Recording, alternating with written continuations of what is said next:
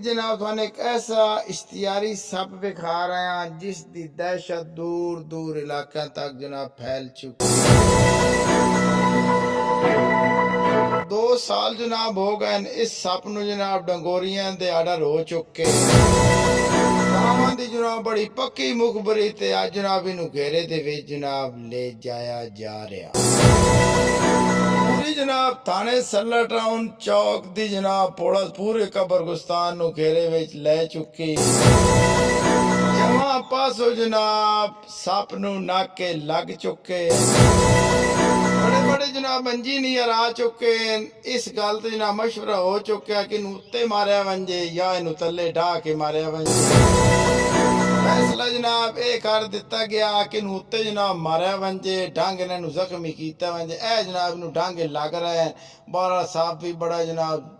जिद्दी सप पे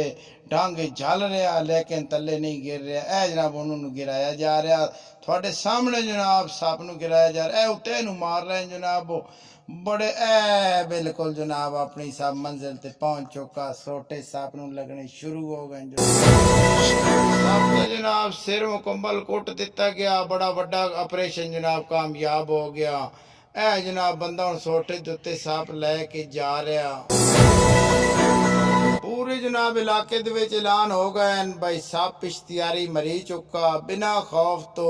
तुसी कब्रिस्तान रात दिन किसी टाइम भी आ सकते हो। अगली वीडियो तक जनाब साथियों